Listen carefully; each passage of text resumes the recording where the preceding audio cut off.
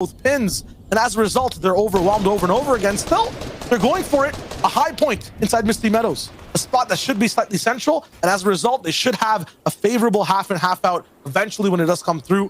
They're going to be looking to be on the same page with the same plan as they put out every game. This is just going to be the biggest challenge they faced so far.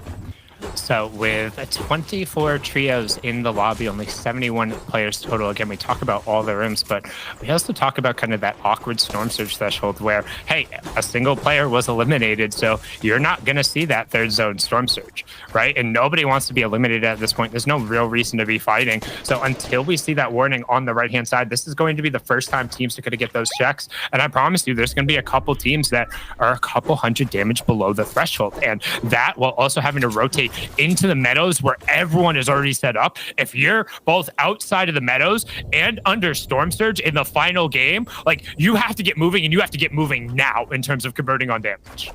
And what we've seen from Mongrel's team is they situated themselves up on this hill to the south very, very early, right? They were dropping in Believer's Beach, rotated almost the entire way of the map, super deep into the second zone, and now they actually have to rotate back up into the Misty Meadows at this moment. So they've spent a lot of time rotating. They focused on the power position, but I don't know how many tags they have. Based on the 120 AR ammo coming from that really powerful drop spot for ammo, that means they've at least been taking a lot of shots, but have they connected? That is the big question. We talked a lot about strats and the mechanical portions of the game, the what people need to do. I want to go a little bit more so to the intimate portion, the emotions. And one of the most biggest wildcard trios still up, I believe, inside this lobby. If I see Mongrel, and if I'm not getting my heats confused, I also will be seeing Geds in this game. Yes.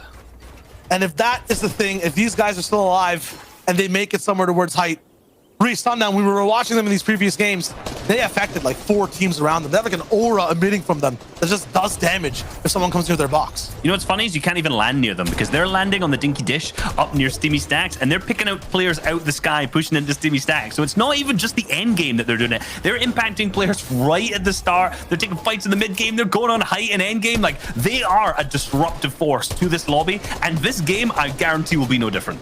So we just got the storm surge warning on the right-hand side. Yes, it updated 377 above. That first number lets you know what the farthest threshold was. 343 is a massive threshold to be all the way down at the bottom. If you're the team who has done the least amount of damage and you see that 343 come through, like, you're going and you're going right now. I'd love to see some of these teams who are underneath this threshold, because in the next 30 seconds, they have no choice but to full send. Their tournament is over otherwise, and we are going to see at least 5 trios be pushed, and they're going to be impacting all the trios around us. Show us those fights as we see Cade ends up eating a huge shot. That's Hyquist trying to get the damage on the other side of it. Cade and Co being forced back. Also 143 below. They're going to be forced under as 4 trios will be pushed here. We did have 3 players go down in that first initial swing.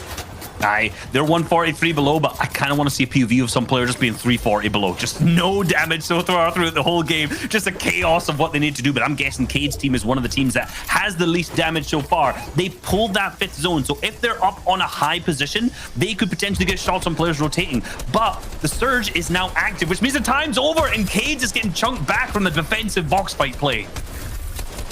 A few tags thrown in the box. This is just trouble. 291 above, so they buy a little bit of time, but it costs them almost 2 teammates. They have a little bit to say in terms of Hyquist's team and the way they play.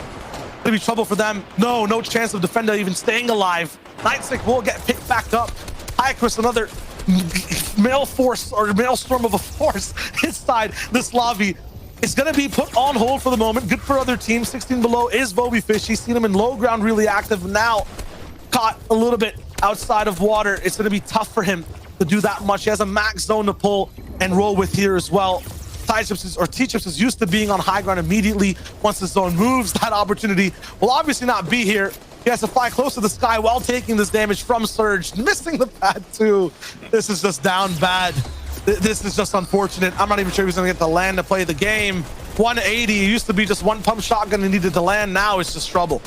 He will have time to pop that mini, and then he needs to immediately either go find damage or start popping the big pot, because again, 25 damage every 5 seconds going through. You have plenty of time to get that mini, but the big pot is basically going to be near instantly negated. You can see Sanji desperately trying to get off a big pot as well. T-Chips and Vovi are down. They were the ones who ticked over the final storm surge, but you check the top left-hand corner, 50 players left, 19 trios. So Sanji trying to play a little bit of a spoiler. He does have that legendary charge shotgun, which has more than enough one-shot potential, but he's boxed up direct from the top of the trio. We see Midas in the feed, picking up Cyrus Swifty. That's the knock. He'll look to try and get the full confirm as we head in to the final end game in heat number 1. There is one more spot, $1.3 million on the line, 12 games. It kicks off tomorrow. We still have heat 2 after this, but this is it for heat 1. Will Mongrel be able to book a spot in the finals? Who will take the last opportunity to play for it all? The Axe of Champions, and with the best of the best in Europe. It all comes down to this, and we are pulling over the mountains into the canyon, away from the meadows. Ending off the day, the same place we started it in heat number 1. Every team you see fall now are basically losing their chance to move over to those finals. It's do or don't right now in the final moments of game number 6. And Ari's the one who has high ground. It's so high as well that not any launch pad can really challenge it. 66 damage above. It needs to get a little bit more under the belt. Not sure exactly where Mark and Artis are for the moment, but he can find a way to get the triple pinch down from distance. Lots of different builds going through. Lots of launch pad opportunities to get the damage from. Lethal flyers in the sky. They have a chance to just split mats like that. What's going on? Where are the challengers? Maestro's up there. Not sure exactly where Aqua is for the moment. Red Rush all the way down below is going to be facing off against Podesai on the same layer. Midas all the way towards the back is going up against Melody and so many more. No one's really challenging for height though. This is very different inside the heat with 17 teams. Red Rush is once again down. A member of the trio has to operate with just 2, has the damage above though, and Nightstick has also fallen. A trio that's so good at pressuring boxes. Everyone is already getting a little bit fragmented, and there's a big chop as Mongrel, Joe, and Vino really want to grab height. Siberia's also there in the conversation, maybe as a solo player. Ari is down. Mark has fallen. It's all up to Artis. Mongrel taken out in the feed, so he's the cost for Joe and Vino to have height. Everything is breaking down, and every single team alive is looking for a chance to survive.